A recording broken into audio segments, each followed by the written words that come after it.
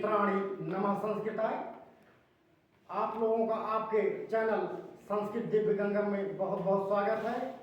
मैं अंजनी सर, हम आप लोगों को यह जानकारी दे दें कि आज हम माहेश्वर सूत्र फिर से पढ़ाएंगे। एक बच्चे का कमेंट आया था, सर समझ में नहीं आया है, तो इसलिए आज हम पुनः पढ़ा रहे हैं।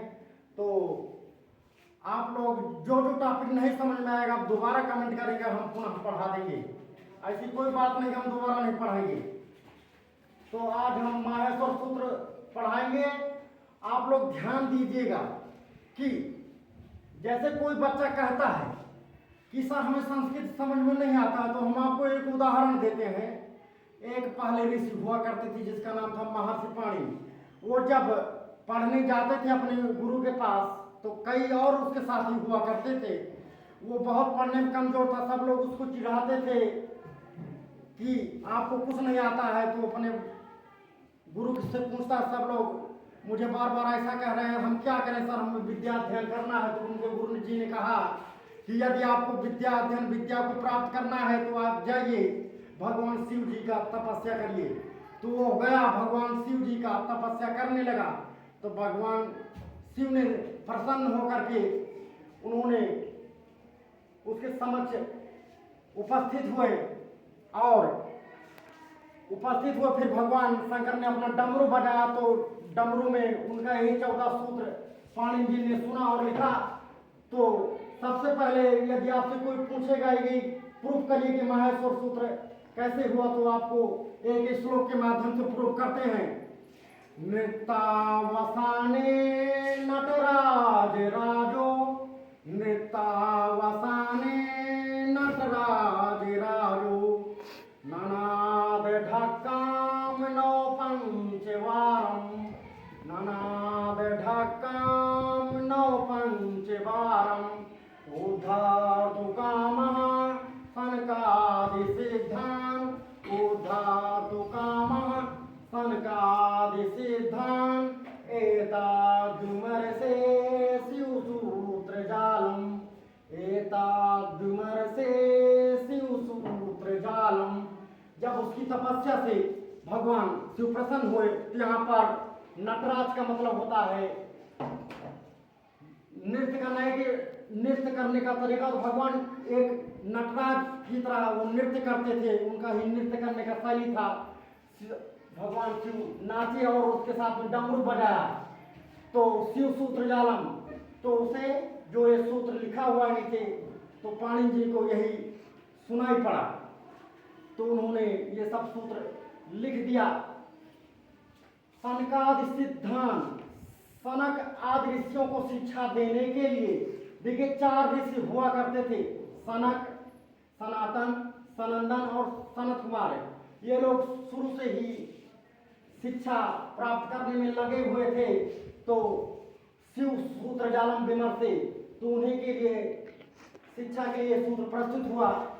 तो आइए अब अध्ययन करते हैं माहेश्वर सूत्र का। 14 माहेश्वर सूत्र हैं। इन्हीं से आप यदि पढ़िएगा तो आप संधि बना पाइएगा, प्रत्याहार बना पाइएगा। जब आप ये इसका अध्ययन नहीं करेंगे तो आपको कुछ भी समझ में नहीं आएगा। तो आइए शुरू करते हैं। नंबर 1 में लिखा है आई ऊण, आई ऊण। नंबर 2 में है रीलिरिक, नंबर 2 में है रीलिरिक। 3 में है एओंग, 3 में क्या है एओंग। 4 में आई आउट। ध्यान देना, 1 नंबर से लेकर के 4 नंबर में आपके स्वर कहे गए हैं। क्या कहे गए हैं? स्वर कहे गए। स्वर आपका अच प्रत्याहार के अंतर्गत आता है। ध्यान दीजिएगा, जो प्रत्येक नंबर का आखिरी वर्ण होता है वो इत संज्ञक वर्ण होता है। आदि वर्ण, आदि मतलब शुरू वाला वर्ण, और अंतिम जो वर्ण होता है, जो हलंत वाला वर्ण होता है, उस आखिरी वाले को और अंतिम वाले से जोड़ने के लिए प्रत्याहार तैयार हो जाता है। तो प्रत्याहार बनाने के लिए माहेश्वर सूत्र का प्रयोग करते हैं और इसे वर्ण समाम्नाय सूत्र भी कहते हैं। वर्ण समाम्नाय सूत्र मतलब कि इसमें संस्कृत की सारी वर्णमाला दी हुई है। तो हमने 4 नंबर तक अध्ययन किया था। 5वां नंबर है। 5 नंबर से लेकर के 14 नंबर तक व्यंजन कहे गए हैं संस्कृत में।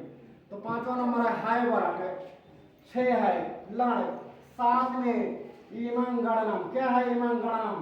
8 झभई, 9 घड़ धस में मूर्धन में सा है लास्ट में, और 10 में है जा बा गा डा 10, जा बा गा डा 10, यहाँ पर तालब सा है लास्ट में। 11 नंबर में खा फा छा ठा था चा टा था वा, क्या है 11 नंबर में खा फा छा ठा था चा टा ता वा। 12 नंबर में है का पाया, क्या है का पाया।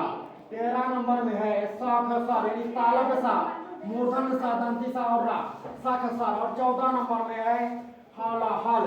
ध्यान दीजिएगा संस्कृत वर्णमाला में कुल 33 व्यंजन होते हैं, 33। कितना व्यंजन होता है? जो इस प्रकार में हा या वा रा ला या मा अंगा अणा ना झा भा घा ढा धा जा बा गा डा दा। उसके बाद 11 नंबर में आपका मिल जाएगा खा फा छा ठा था चा टा ता। और 13 नंबर से लेंगे का पा। और 14 नंबर में क्या है?